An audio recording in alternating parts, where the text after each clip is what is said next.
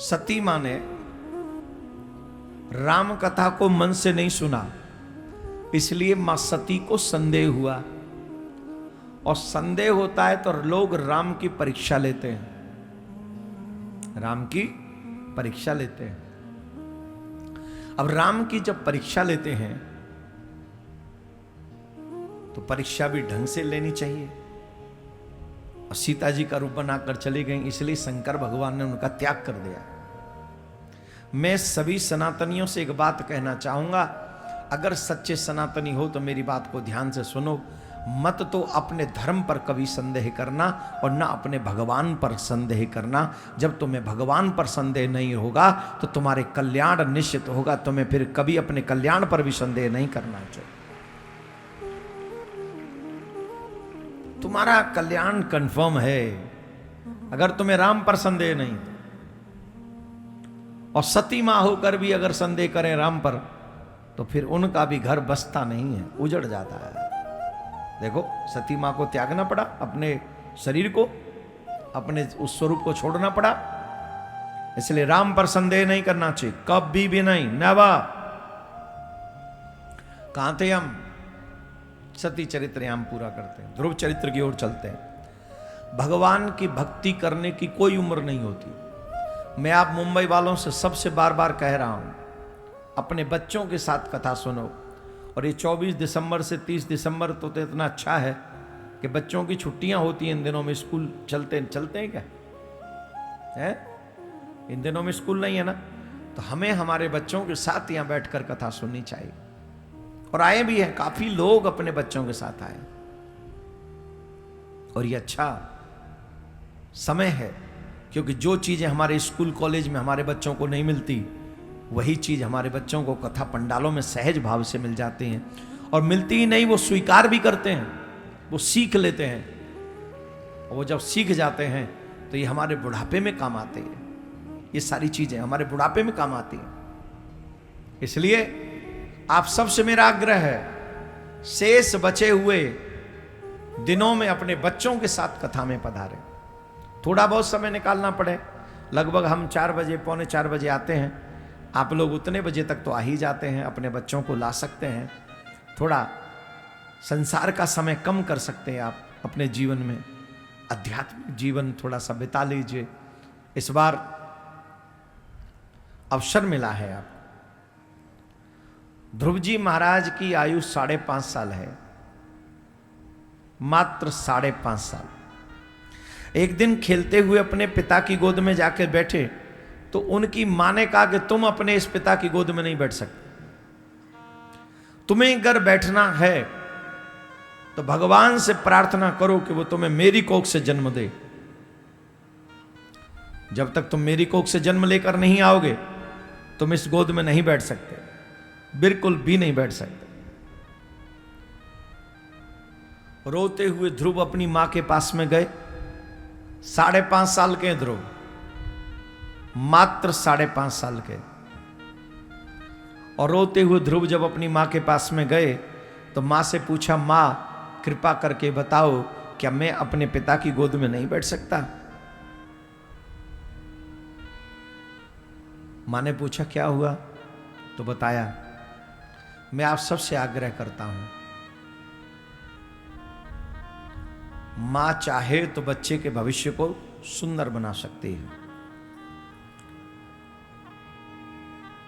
छोटे बच्चे को लाड़ लड़ा कर हम उसे बिगाड़ देते हैं, और जब वो बिगड़ जाता है तब लोग कहते हैं कि महाराज बच्चे हमारी बात नहीं सुनते। बात तो सुन सके इस लायक तुमने उसे रहने कहां दिया? एक मां थी, उसके पति नहीं था, एक छोटा सा बच्चा था। उस बच्चे को एक दिन फांसी हो रही थी, बड़ा था, चोर हो गया था बहुत, राजा के घर में चोरी करी, फांसी होने लगी। तो फांसी देते समय पूछते हैं, तुम्हारी अंतिम इच्छा क्या है? बोले मैं अपनी मां से मिलना चाहता हूं। बूढ़ी मां को बुलाया गया, और जब बूढ़ी मां को बुलाया गया, उस बूढ़ी मां के सामने आते ही उस बच्चे ने खींच के चांटा मारा अपनी मां के गाल पे। जो वहां प्रशासन के लोग लगे थे, पुलिस के लोग लगे थे, उनको शर्म नहीं आती तुझे? आज तेरा अंतिम दिन है, आज तू मरने वाला है, तुझे फांसी लगने वाली है, और बेशर्म मरने से पहले भी इतना बड़ा पाप कर रहा है, अपनी मां को थप्पड़ मार रहा है। बोले तुम्हारी नजर में ये पाप होगा, मेरी नजर में ये पुण्य है। ये जो थप्पड़ मैंने मारा है इसके गाल पे, काश यही थप्पड़ इसने मेरे गाल पे मार दिया होता जब मैंने पहली बार रस्सी की चोरी करी थी। बोले क्या मतलब? बोले मैं बहुत छोटा सा था, 3-4 साल का, हमारे घर में एक गाय थी, उस गाय ने बछड़ा दिया था। माँ सोच रही थी कि अब मैं इस बछड़े को कहाँ से बांधूं, किससे बांधूं, क्योंकि हमारे घर में कोई रस्सी नहीं थी।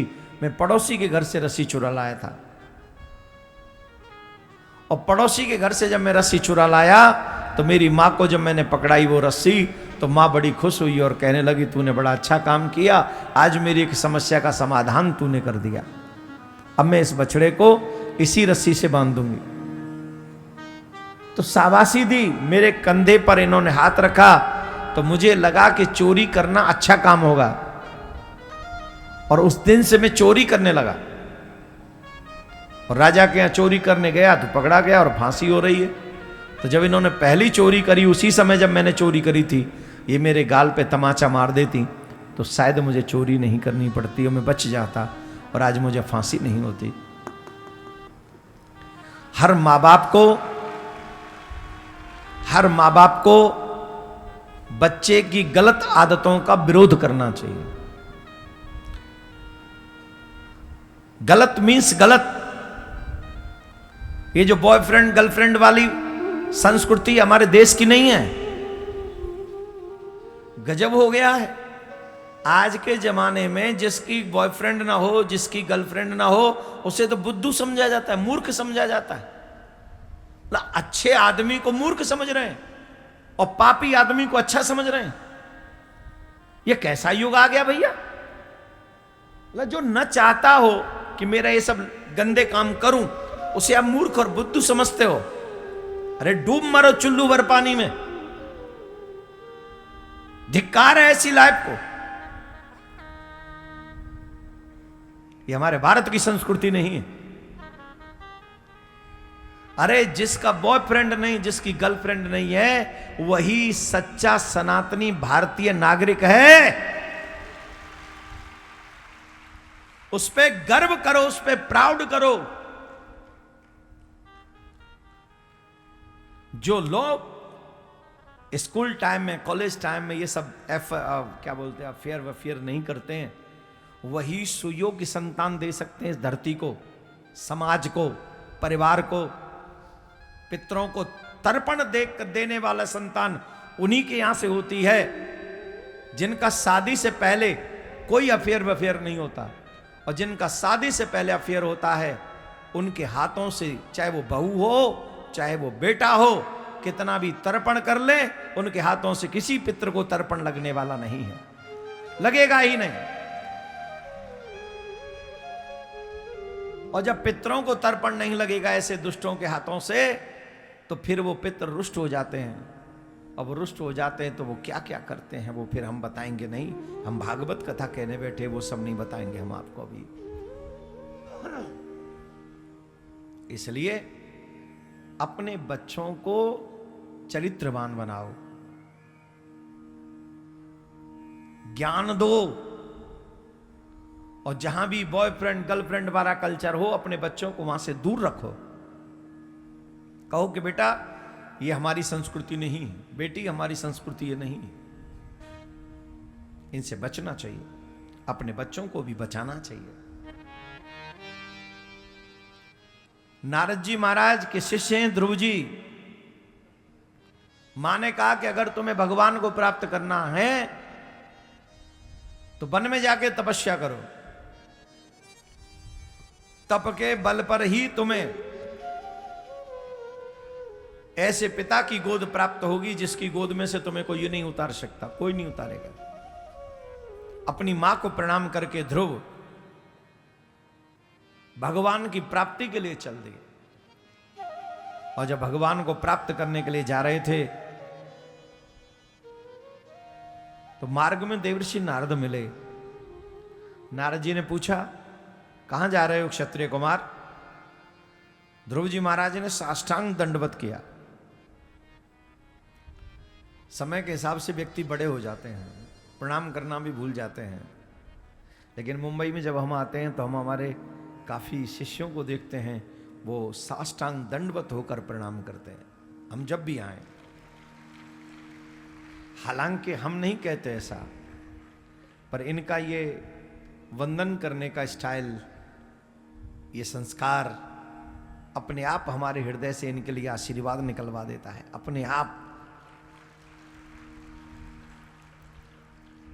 आज मनुष्य भगवान के आगे भी नहीं झुक रहा है। गुरु जी की तो बात ही छोड़ो, भगवान के आगे नहीं झुकता है। भगवान के मंदिर में भी जाके साष्टांग दंडवत नहीं करता, यूं खड़े खड़े यूं करके गया, मानो यहां भी देखने आया हो कि भगवान कर क्या रहे, कुछ गड़बड़ कर रहे हो तो फेसबुक पर डाल दूं।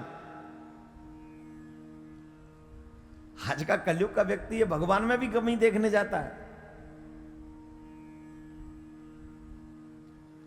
अगर मंदिर में गए हो तो मंदिर में जाकर साष्टांग दंडवत करनी चाहिए, माता बहनों को प्रणाम।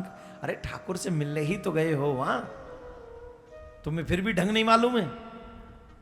भगवान से कैसे मिला जाता है, क्या कहा जाता है, मालूम नहीं है क्या? देवर्षि नारद को देखा उस बालक ने और साष्टांग दंडवत की। नारद जी ने पूछा, कहो क्षत्रिय कुमार कहां जा रहे हो? बोले, भगवान की तपस्या करने जा रहा हूं, भगवान से मिलने जा रहा हूं। कहां जा रहे हो? बोले, भगवान से मिलने जा रहा हूं। छोटे से हो, कहां ढूंढोगे भगवान को? कहु सो कहां जहां प्रभु नाम,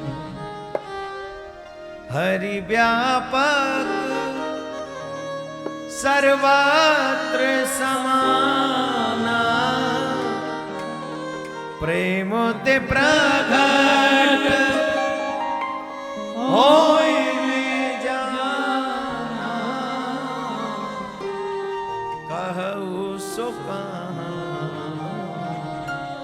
जहां प्रभु नहीं। कहां नहीं है वो? ऐसा कौन सा ये स्थान है जहां वो नहीं है? हर जगह है। अच्छा, बहुत अच्छी बात। इतने छोटे से हो, जंगल में जाओगे, कोई जानवर भोजन बना लेगा तुम्हें? बोले, अच्छा है, मैं प्रभु का नाम लेते लेते अगर जाऊंगा तो मेरा कल्याण हो जाएगा। अरे वाह, क्या बात है मेरे लाल, पूरा पक्का ही करके आए हो? बोले, जी गुरुदेव। बोले, तो तुम्हारे गुरु कौन है, कौन सा मंत्र जाप करोगे? बोले, ये तो नहीं पता।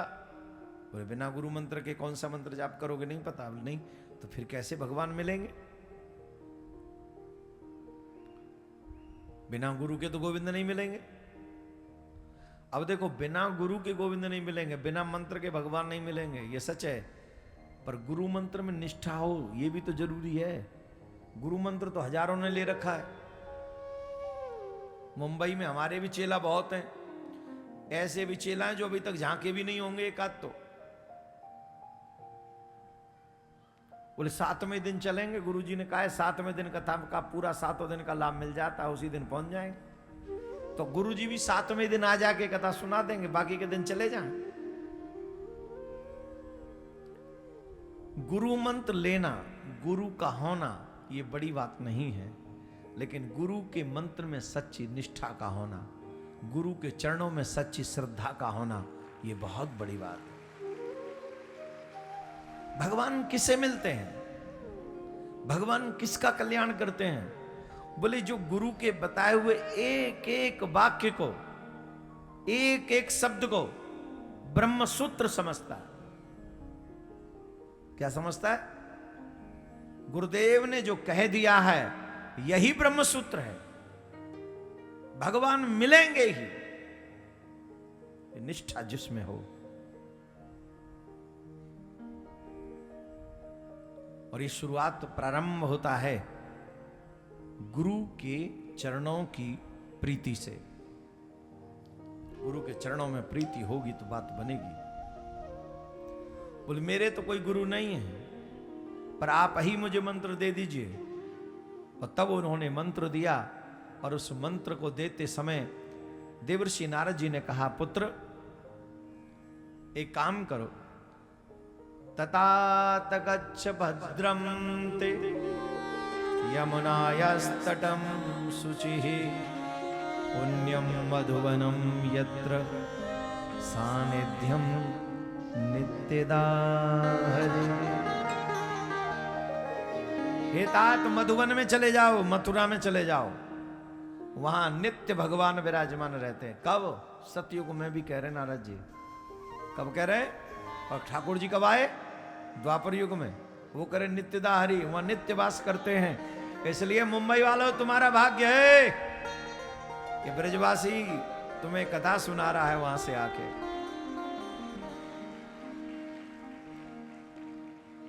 देखो, ये तो हमारा सौभाग्य है, इसे तो कोई नहीं छीन सकता।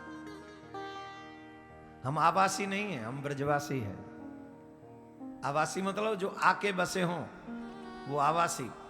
और ब्रजवासी जो वहीं के हैं। और हमने संतों के मुख से सुना है। आजकल हमारे ब्रज में बड़े प्रसिद्ध हैं प्रेमानंद बाबा, बहुत प्रसिद्ध हो रहे हैं।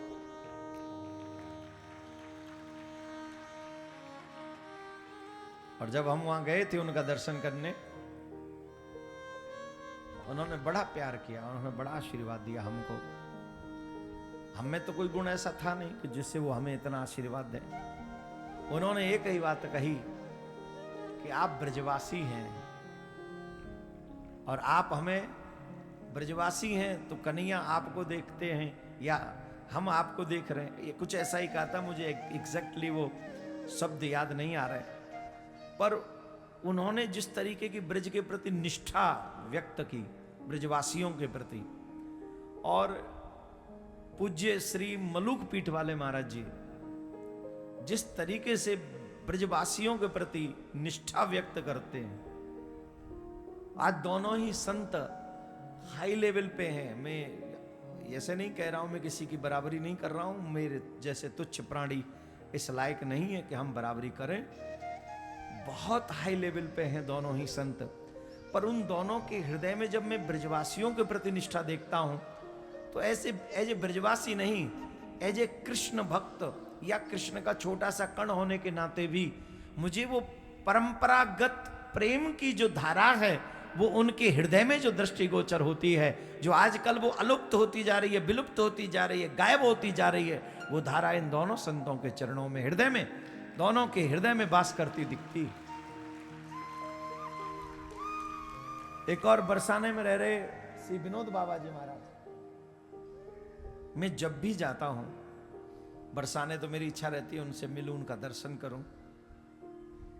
ब्रजवासी का प्रेम क्या है ब्रजवासियों के लिए, वो उनसे पूछो। वैसे हम लोग तो अधम ही हैं कि ब्रज छोड़ के इधर उधर भटकते रहते हैं, पर ठाकुर जी ने ये सेवा दी है कि जाके सनातनियों को पहचान, थोड़ा सनातनियों में जन जागृति करें। पर सच यह है, ब्रजवासियों के प्रति कैसी निष्ठा होनी चाहिए, ऐसे श्रेष्ठ संत ही बता सकते हैं या मान सकते हैं। आज के कलयुग के लोगों में वो निष्ठा जाग नहीं सकती, क्योंकि उसके लिए हृदय बहुत पवित्र और निर्मल चाहिए, और कलयुग के लोगों का हृदय निर्मल नहीं है।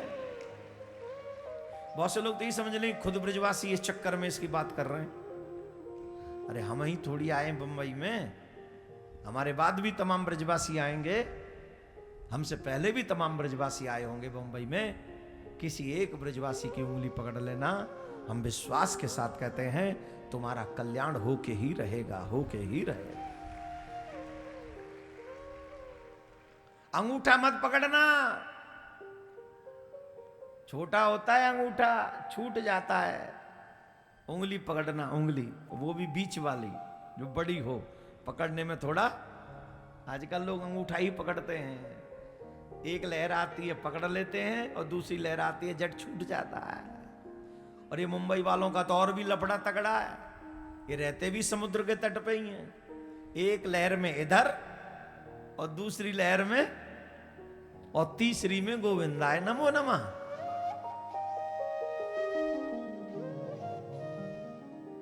लेकिन मैंने जो अपने शिष्यों को, अगर 100 हैं तो 95 शिष्यों को देखा है, ये लहर में बहने वाले नहीं हैं। नहीं बहते।